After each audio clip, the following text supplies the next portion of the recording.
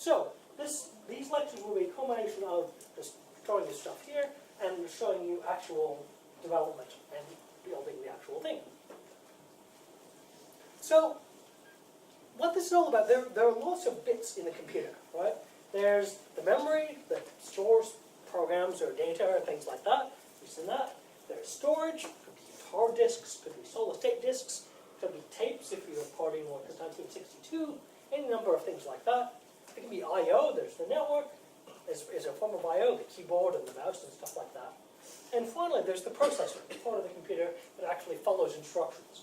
So when we write a program in a high-level language like C# or Java or C, whatever it is, eventually some software will, the compiler or the interpreter will eventually convert that into machine instructions, which are actually executed by the processor. Now, those of you who are in computer science will, when you get to your final year, do a module called Language Design and Implementation, which talks in detail about how that is done, how program source eventually gets turned into machine instructions. We're not going to worry about that now, it's fine. But these two lectures are going to do most of this, and we're going to focus on the processor. Okay? So the thing that actually executes the program, okay, that we can tell it to multiply values, add things together, and move data around, and so on and so forth. So, first of all, although you're not doing courses that are about hardware design, I want to introduce a bit of background about what hardware design is like and what that world is, because it's very different than the world of software in some ways. We'll see a bit about what I mean by that. But I want to give a bit of a background as to why, so that you can start to appreciate what's a bit difficult. It's very fiddly. So hardware design, although requires a lot of thought, and a lot of care, but remember back to when you first started doing programming, which for some of you will be recently, for some of you a long time ago, there's a lot of detail to get right. It's very difficult. And the problem with hardware, often, this isn't always the case, but often, it seems like there's a huge amount of prerequisite knowledge you have to have. It's a bit like snowboarding. You have to know a bunch of stuff before you can do anything useful. Right? For a long time, with snowboarding, you're totally useless and inept to make it fully yourself. You fall down all the time until you hit a certain skill level and suddenly you get it. And then you can go down the hill and look kind of cool. Then there are later steps where you can actually do good stuff, right? But there's a long time where you're totally useless. Hardware design, a lot of the time, feels a bit like that. That you have to accumulate a lot of things before you can do anything interesting. And once you build something, it's often very difficult to build on it, to be incremental. To build, say, something with a button and then add, say, a counter to it or add a delay. So say you push a button, the light goes on, that's great. Then you want to maybe push the button and have the light go on in 2 seconds. Well, it's kind of a pain. And you have to add a whole bunch more hardware to make that happen. And it's awkward. And until you gain the prerequisite knowledge, it's not obvious how to plan ahead for this. And the canonical first thing you do, hello world, it can be just lighting something up or pushing a button and say having the light goes on. It's still kind of painful. You still have to do a bunch of stuff, and you have to do things that are physically fiddly to make this happen. So that's a pain. And so a lot of people are kept away from the hardware design for exactly this sort of reason. Now, if you've known that you wanted to do hardware design, you do electrical or electronic engineering, not computer science or any of the stuff that we do here, that's fine, but you should be aware of this so that you can talk intelligently to the hardware design people, and when engineers bitch and moan about how something is difficult, because that's what engineers do, I'm not blaming them for it, but that's what they do, you can say to them, come on, it's not that bad because blah, blah, blah, blah, blah. Or you can say, yeah, you're right. Or if they say, yeah, the hardware's broken, but the software can work around that, then you can just very, very nicely curse at them or tell them where to go. And they'll respect you more if you can actually talk to them in their language. So what we're looking at is, and what these 2 lectures are going to be about, is what we're going to be using is a method that makes hardware design a bit more like software.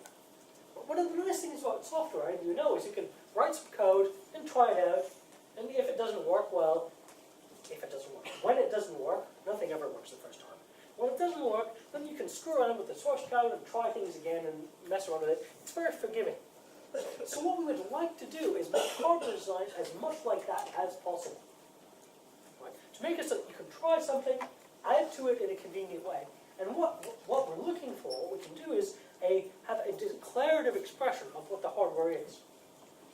So if we can, using the computer, computers are great at doing tedious things, if we can describe the hardware, then what we can do is then the computer, if we can describe the hardware and then have the computer actually build it for us, do all the wiring and so on, that would be great, because then we could just change the hardware by changing the description.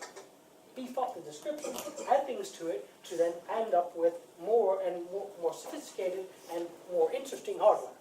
Okay? And we can then iterate that until we make the hardware eventually work. Now, people realized this about 30 years ago. I'm lying a bit there, so if you want to know the details of the lie, come and talk to me afterwards. And they developed these things called hardware description languages, which are exactly this. They're something that looks a lot like code, we'll see some in a moment, that describes what the hardware is. So, before we go along here, have any of you, and I don't expect the answer to be more than, at most 3, has anyone here ever written any Verilog? Or any VHDL? So, they're weird, right? You'll see some Verilog today. And those of you who do the project that relates to this will end up writing actually not too much Verilog. One thing that you'll find during your time here, assignments for me tend to be long on thought and short on work, because, as I tell people, who wants to do work? Work is blah. Work is for suckers, right? Thinking is better than working. So, things like Verilog and VHDL were developed partly to address this problem. The other part is the bit of lie, which I'm not going to tell you more about that. So, the idea was you could describe hardware. Normally you draw a schematic and you draw pictures of hardware. Fine. You could describe the hardware using code, and then once the technology allowed, the computer would go away and actually build the hardware for you, and you can test it, and that would be cool. So there are a few important things with this approach. And I've summarized them here. The key one is the first line here is the code that you write describes what is there. It's description of what the hardware is. So nothing is being executed. There's no processor in. We're going to be building one. There's no program. There's no execution. There's no execution pointer that goes through the program and runs it. You're just describing what is there. You're typing in the equivalent of a diagram. If someone showed you a diagram, a schematic, you would say, yeah, it describes what is there. If they show you a map of a country, it describes the shape of the country. There's no concept of executing the country. Sounds a bit daft, doesn't it? But there's no concept of that. It doesn't make any sense. If you drew a path through it, yeah, then that tells you what to do in sequence. But there's nothing is being executed. There's no instruction string. And so there are no algorithms as you've seen them. So keep that in mind. Throughout this, when I design stuff, I'm describing what exists, not saying what to do. I'm saying this is here. This switch is connected to that LED. I'm not saying monitor this switch. When the switch is turned on the LED. I'm not saying that. I'm saying this switch is connected to that LED.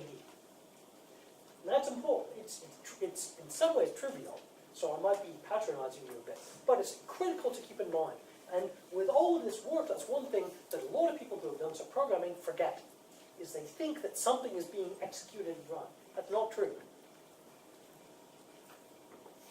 So, I mentioned that it would be great if you could write this code and the computer could then build the hardware for you.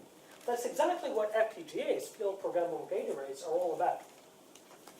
Here is, assuming I remember which button to push, there's one that says University of Cambridge because Cambridge gave us a bunch of these developer boards, partially because their mission in the world, they describe the mission as improving, it's long and it's bizarre, but improving knowledge and scholarship and understanding for the world. So they consider, giving a kit that they no longer need to places like us a totally worthwhile use of it. So the FPGA chip is this thing here.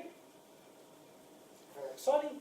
This is what the board does when you just turn it on. It looks more impressive in the dark. Still doesn't look all that good. But the idea is that the chip then, the FPGA chip, can build this hardware that you describe using the hardware description language. There's no emulation of the hardware. It doesn't run a little program that then pretends to be the hardware. It is the hardware. So it's as if you handed your description of the hardware to a slave, and the slave then wrote all these, built it for you and came back to you. That's the same sort of thing. Okay? So FPGAs they've been around for a while. They're, in some ways, the other piece of the puzzle. You describe the hardware, which is what we're going to do, and through that, you can then get the FPGA to implement the hardware for you, and then you can test it out. And that's quite cool, because you don't have to go through all the tedium of building it yourself. You don't have to run the risk of botching building it yourself, because if you have a bunch of wires, say, building things with, say, 50,000, 150,000 wires, you're probably going to get one wrong, and then it won't work in mysterious and strange ways. They avoid all of that. So the goal with FPGAs is to turn a design in a hardware description language into actual hardware. Okay? And they're very proprietary.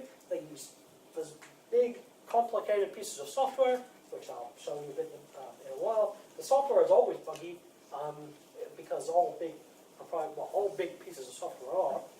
Whether they're proprietary or not doesn't help. It doesn't matter for that. They're big proprietary means that the bugs may or may not get fixed. It doesn't matter how many people care, it matters how deep their pockets are. So, very difficult. And you can get extensive training. There are people who make careers out of being good with FPGAs. So the manual for this chip, I think it's about 1,000 pages or something like that. That doesn't tell you anything about how to do it, that just tells you how the chip works. It doesn't tell you anything about the software. The software manuals, if you had them up, about 6,000 pages or something like that. That still doesn't tell you how to write anything in Verilog. So Verilog documentation isn't too bad, it's a couple hundred pages. It doesn't tell you anything about how to do hardware design. That's probably, you could probably condense that into about a 12,000 page book. So you could easily make a career out of design using FPGAs. And lots of people do, and lots of people I know who do this are extremely cashed up.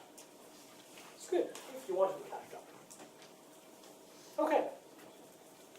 So, Verilog is the language I'm using now. These two lectures are not designed to teach you Verilog. That's not the point. Okay? Just that you'll have seen it. It looks a bit like C, but not too much. It's the same VHDL as the other big game in town. And I'll actually be using System Verilog, which is a more modern version of classic Verilog, what I'm doing here. But insist that I could use VHDL, except I don't know how. I can read VHDL, but I can't write it. I don't really know. I could learn it, but I don't know why. So for this sort of thing, the world that you're going to see is Verilog. And Verilog looks like this. So you can sort of see, and I'll show you in a moment, what actually happens when I compile this and run it on the actual FPGA. You can sort of have a little guess at what goes on here, right?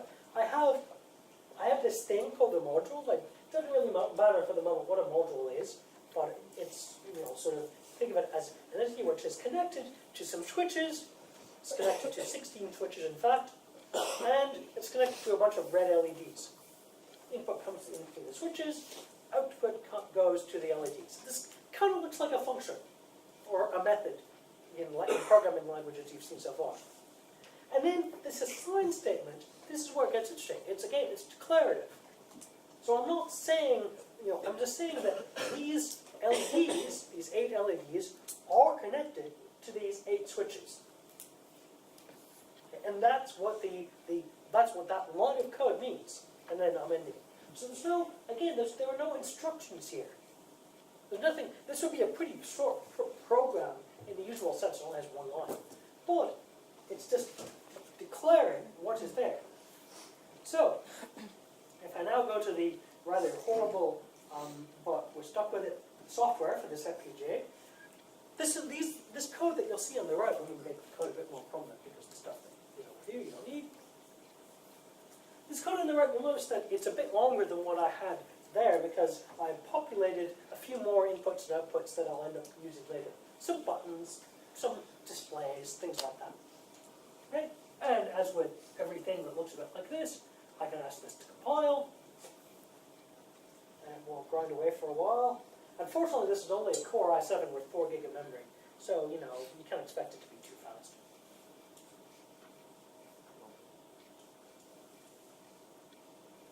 So I'll do much more compiling, and sort of see some of the steps down here, how it's doing. Might be doing okay, might not be doing okay. It's hard to say, yeah, it's doing some stuff. It's good. I'll do, but one of the things that is sort of like this living in the Stone Age here, compiling, I mean, this machine's about 3 years old, so it's not a super awesome machine. But compiling takes forever. This is pretty simple, right? We're just connecting these switches to these LEDs, right? And this is how long it's taking to compile. So this is like, living in the 1970s, right? Or 60s, where you would write your program, and then you would wait a long time to get the result. So your program had better be right. Or at least it's less frustrating if the program is right. So it's not quite like, like today, where you might say, well, yeah, okay, I'll run my program and try it out. You have to do things, think ahead of time and plan for success. So still going. If Tommy was here, he could sing a song. I'm not going to sing a song. People's phone notifications can keep us busy and entertained, maybe. Need a better ringtone though, like bust out with some gangster rap or something. All I'm doing is I will actually tell a funny story. So my house was burgled last semester, and so they decided they should replace my mobile phone with this thing, which is a great phone, except it's really blingy. I don't know why they decided gold was the way it should go. So need some stick-on rhinestones or something like that. Okay, so the compilation was successful, that's good. Now I should be able to pick some hardware.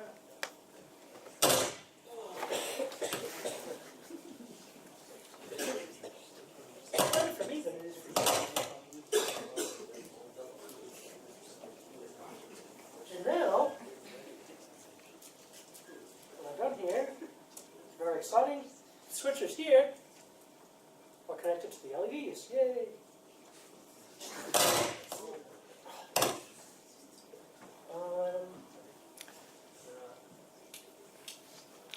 There is a volume control on the touch panel. Maybe that'll can be used to turn it down. Yeah, if you touch it, there's volume.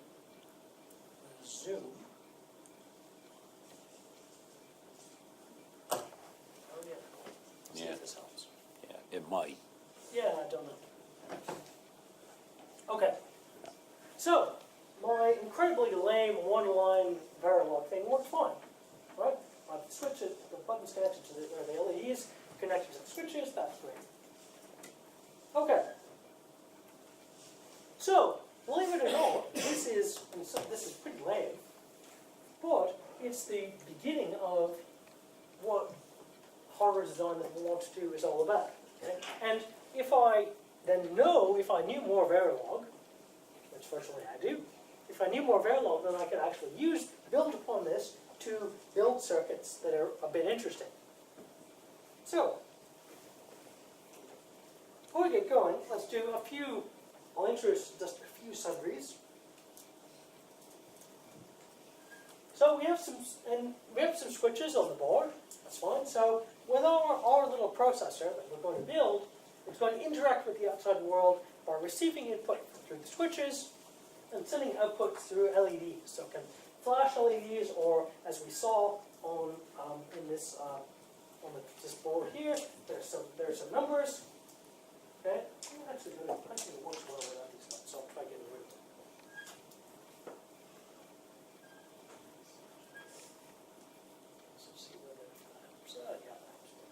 So these LEDs along here that lit up whenever I want to move the switches, we'll use those, and we'll also then display values on those numerals above. So that's how it's going to interact with the world. Okay? And we're going to have things happen when you push a button. So if we'll get ready, we'll get ready to do an instruction. You push a button and something will happen. The instruction will be executed. So the button and this is giving things away, but the button at the beginning will act as the clock. And you push the button, something happens. The numeric displays, as we saw, look a bit like this. Okay, they're called 7-segment displays because the 8 is made up of 7 pieces. You can't display numbers directly. You can't just give this thing a 6. You have to describe what the 6 looks like. So this table, so you certainly don't have to remember this sort of thing. This table tells me, for example, if I want to have an 8, then I actually want to have all of the segments on. Make sense? If I want to have a 1, then I only want to have B and C on. Okay? And so on. So what I can do is I can, and well, I'll type this in a moment, I can have a simple function, a simple entity that converts these numbers, 0 through F, because we live in the world of hexadecimal here, 0 through F, into the patterns that get displayed here. Okay. So let's build this thing piece by piece. Well, first of all, let's have a counter. Well, what I'll need to do, I'll get rid of this. No, I don't need to save that. I don't need to see this, that's great. Well, I need to, let's suppose I'm starting out, I want to keep track of a number. I want to keep track of, say, an 8-bit number.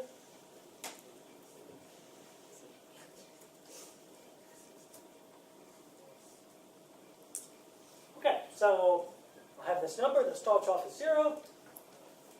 It's fine. And well, every time I push the button, remember I'm saying that everything happens on button presses, I'll add 1 to the counter. Okay? And I can never remember the syntax for this, but it's fairly easy to do.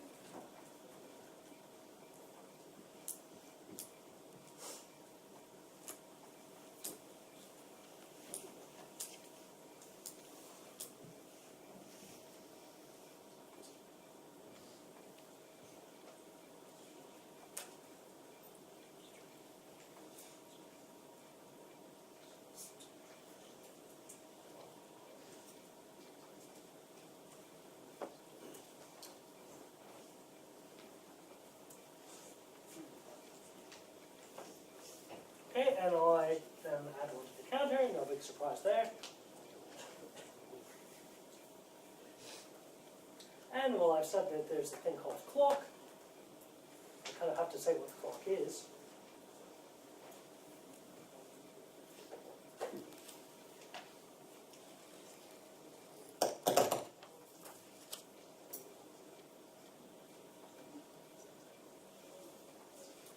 Let's say it's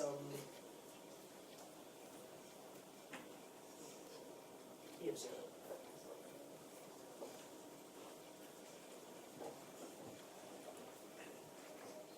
Okay. So now if I push the button, every time I push the button, it should add 1 to the counter.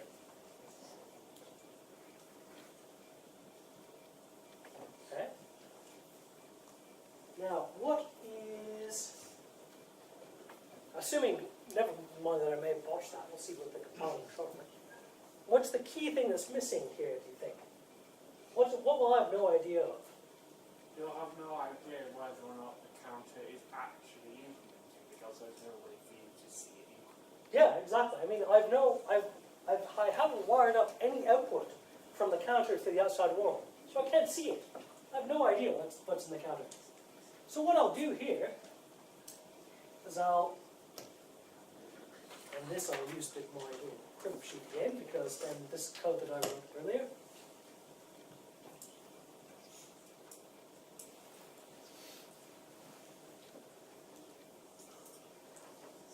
And what I'll do then is I'll hook up, remember I had that table, this thing called SEG decoder will convert the number in the counter to the actual numbers needed to make the displays work properly. So I tell it where I'm getting the numbers from. Oh, by the way, decoder is spelled decosder. No, I'll do that. The compiler would have complained about that.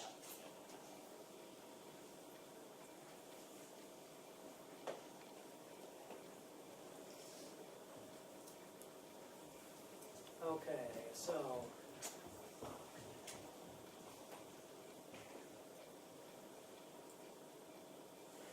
that look reasonable? Yeah.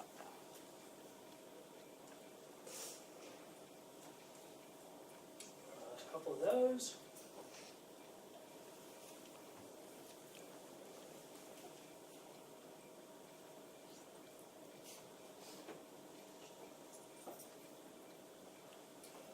Okay. So each hex digit, each of these 7-segment displays can display 4 bits. Counter is 8 bits, so I extract 4 bits at a time. Let's see how this goes, see if I type things correctly. I haven't. Now let's see what the problem is. It's claiming the key is not defined, which is true.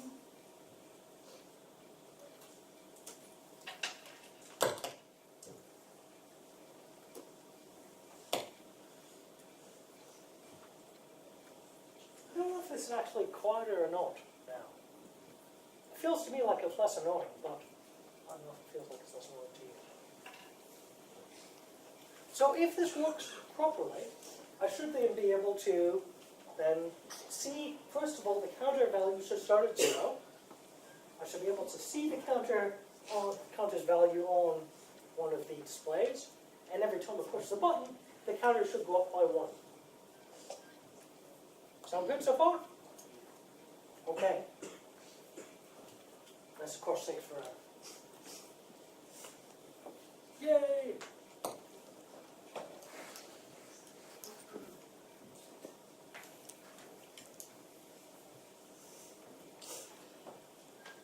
Okay, so 0, 0, that's promising.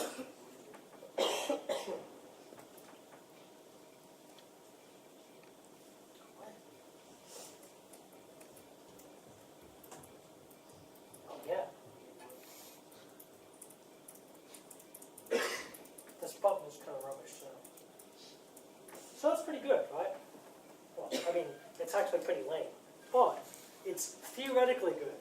Right? I've started on the way to do things. Right? I have a register. Right? It's not a very good one, but I have one at least. I've called it the counter here, first of all. And I can manipulate the counter. Well, okay. So that's okay. I have a button that I can use to manipulate the counter. Let me save that. Well, the counter at the moment always goes up by 1 whenever I push the button.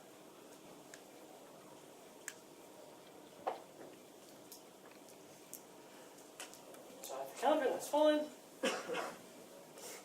Well, it might be cool if then maybe I want the counter to go down by 1. When I push the button, that's okay. So, let's try doing that. Let's then do, let's make one of the switches.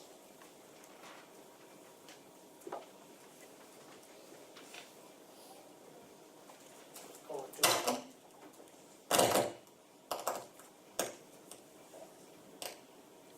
Seems like this hasn't helped at all.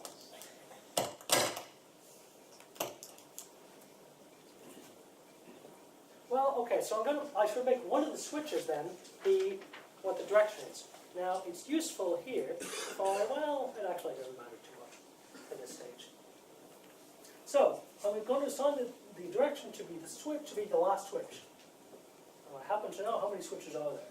There are there are 18 switches, so I'll do switch 17.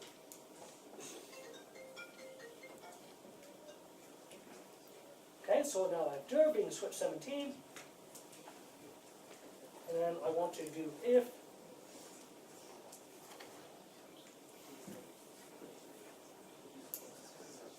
dir is 1.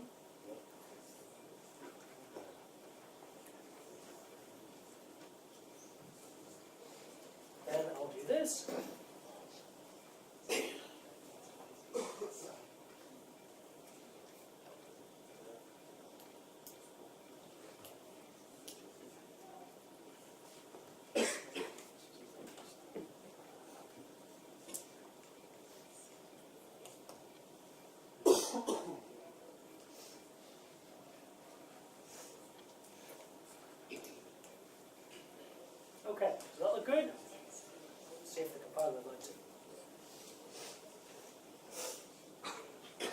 I think it looks okay.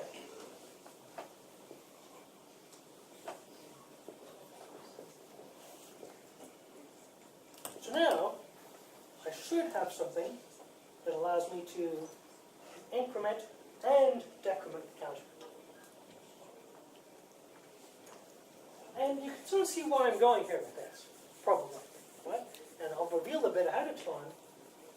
I have this switch that can make the counter go up or down. Well, suppose I had a way of, if I wrote down, if I wanted the counter to go up 3 or 4 times, you know, say 4 times, and then go down 3 times, and then go up 4 more times, well, I could just write a set of instructions saying, set the switch to this, push the button 3 times. Set the switch to that, push the button 4 times. Things like that. That's what I could do. And in a lot of ways, see now,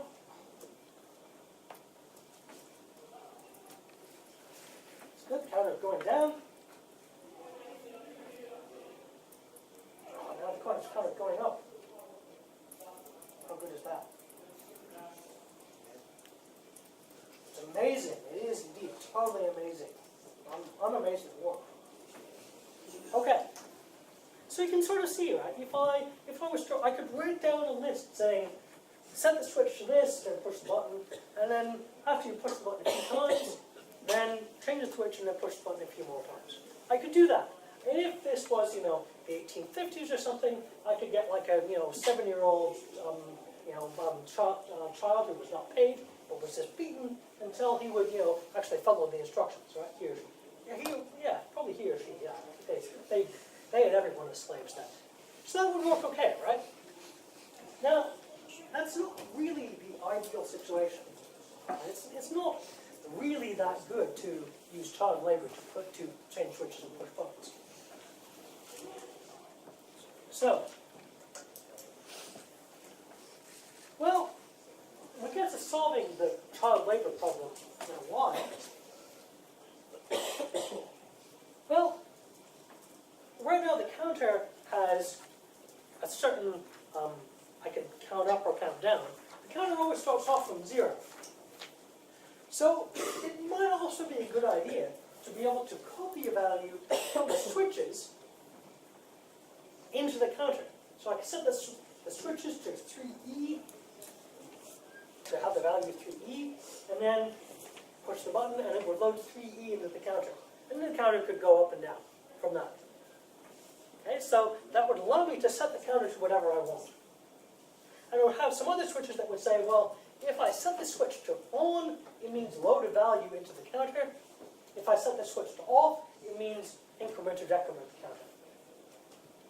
Okay, I could easily do that. And I could beef up my instructions that I give to my disposable child slave to say, well, every now and then you'll want to load this value into the counter. Okay, that would work fine. So I could do that. I'm not going to write the code for it now because it's very tedious and boring to sit there and watch me write Verilog. That's not very interesting. Now, what I will do shortly is I could check whether the counter is 0. Right? That's fairly easy. Right? So I could load values into the counter. I could add 1 to it. I can subtract one from it, and I can then check if the value is all zeros. Okay? That I'm actually going to do. For one thing, I'm going to do a couple of things here. I'm going to stop calling it the counter. I'm going to start calling it the accumulator.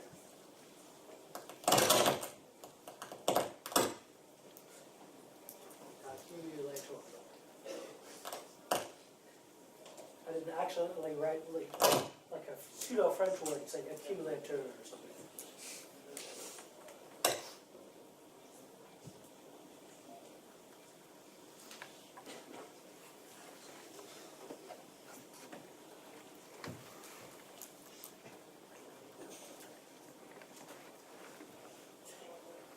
I know there is of course shifting the place, but in this text I do accumulator.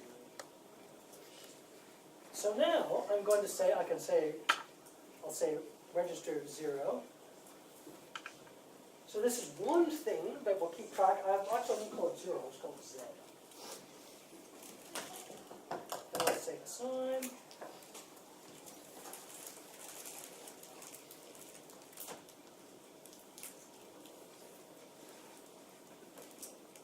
So accumulator, if accumulator is 0, Z will be true. If accumulator is not 0, Z will be false. And just so I can see it,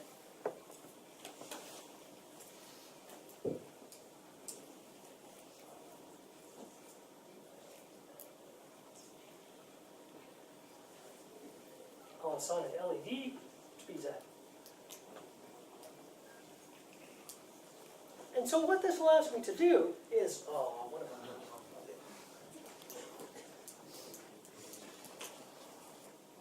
I still have some counters around, don't I? Oh, yeah.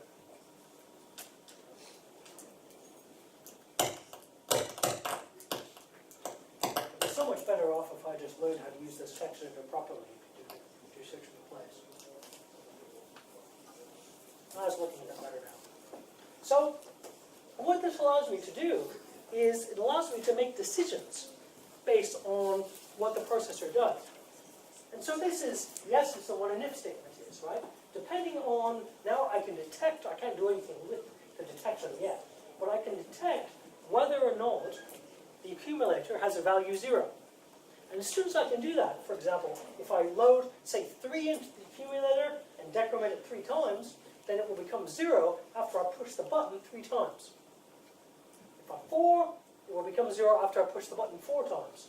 And so then my series of instructions, eventually, it can behave differently, can cause different output, depending on what the program does.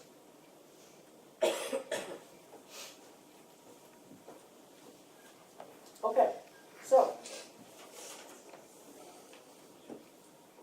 accumulator is 0, that's good. It's not 0 anymore. Now it's 0 again. No longer 0. And so on. So, if you imagine a version of this where I could load an arbitrary value into the counter and then work with it, then I could make decisions based on whether or not the accumulator was 0. Okay. So,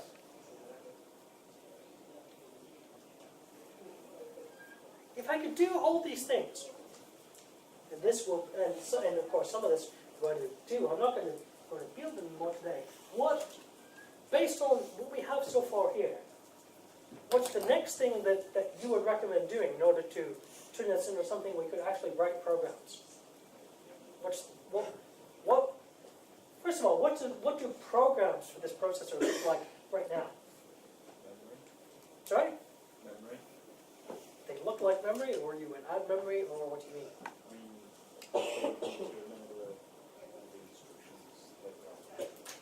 Yeah, I think I see what you're getting at. Yeah, so you said, you have to remember the series of instructions. Right now, my programs for this are just a written list of directions from my child slave, right? That's what a program looks like. So if I'm going to turn this into a real processor, something that looks more like a computer and less like a Victorian torture device, what I'm going to need to do is I'm going to have some memory. I'm going to have a way of expressing what those instructions are, of listing those instructions. Okay? Is that essentially the kind of thing you meant? So if I'm going to do that, what will I need to do? Assuming I can write the instructions down in some kind of memory, what is the first thing I will need in order to actually make use of those in the processor? Memory? Yeah, I'll need memory. I'll need a place to store them. That's true. What else will I need? Yeah. If you're talking about solid processing, you're going to need like an ALU. Yeah, eventually. Yeah. So what is an ALU? Arithmetic and logic unit. Basically. Yeah. So I'll need some way that the processor can do arithmetic or logical operations. It can add, maybe multiply, maybe do and or and Boolean operations like that. Yep, absolutely. But even more, sort of more fundamentally, I'll need to be able to keep track of what instruction is next, right? I need to be able to keep track of my position within the list of instructions that makes up the program. So that will be a memory address, if you will, that is the current instruction pointer. I'll need a program counter to keep track of where in this list of things I'm currently at. On a piece of paper, that might take the form of, your finger pointing at which one I'm doing now. But the processor will have to keep track of that, and keep track of where, what instruction I'm about to execute next. Okay, so I'll definitely need something like a program counter. What might I want to do with the program counter?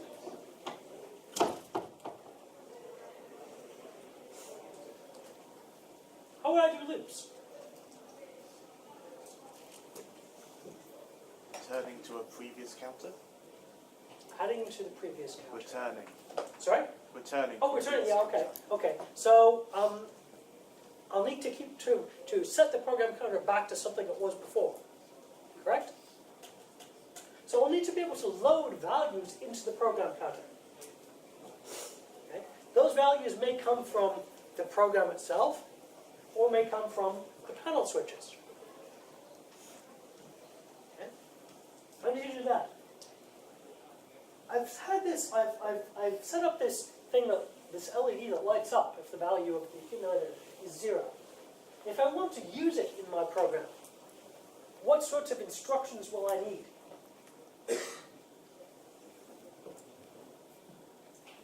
Yeah. You're going to need a way to have it increment to 0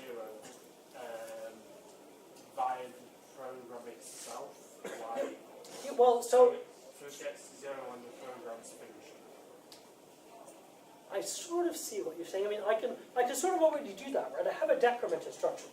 Yeah. You're going to need a way to actually load and store values into the memory. I don't need that to make use of the 0, but that's actually a really good idea. So the way things are set up now, I can load values into the accumulator from the panel switches. I can modify it so I can load them from the program. But I might want some other memory as well. I might want to be able to store the accumulator back into memory. That's true. But with the 0, being able to detect if something is 0, that's great. But I also have to be able to make a decision to alter the program flow, depending on whether or not it's 0. So normally, you'll execute instructions in sequence. The first instruction, the second instruction, the third instruction. If something loads a value with the program counter, then you might jump to like the 18th instruction or something like that. What might I want to do if, depending on the value, depending on the 0 flag? What could the 0 flag, if something is 0 or not, what could it make me do? Restart. Restart in what way? From where? Sorry? Yeah, good plan. I fully support that. Now, so, to be a bit less facetious, one thing, yes, I could load a value into the program counter if the value is 0 or not. Right? That's a possibility.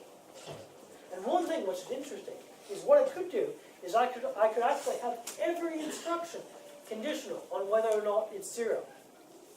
Load a value into the program counter if the value is not 0.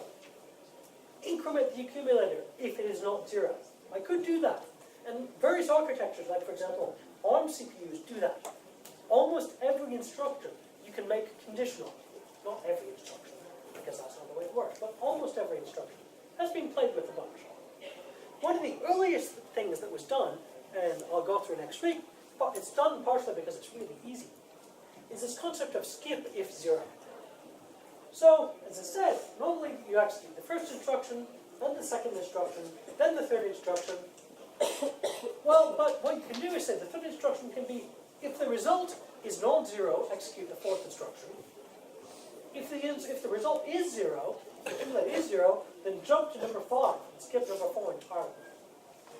That was used in the very early days to make loops happen, because you can skip over, for example, the load to the program counter to either loop or not loop, depending on what 0 is in, depending on what value is in the accumulator.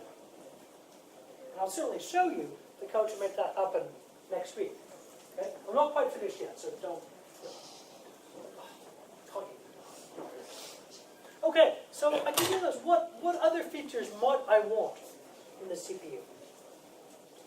What might make it easier? Yeah. You might want some more flags in the status register. Okay, what kind of other flags might I want? Carry flags. What would the carry flag do?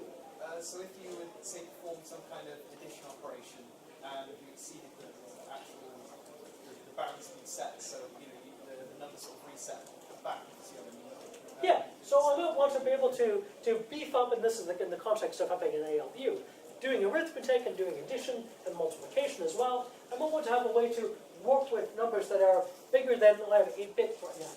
That's totally true. I might also want a negative flag, right? I might want to say the accumulator actually doesn't contain FF, it actually contains -1. Things like that. Okay?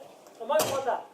I might want other kinds of I/O. It's pretty lame right now, right? I mean, I can look at the values of in the accumulator, but I can't actually do anything.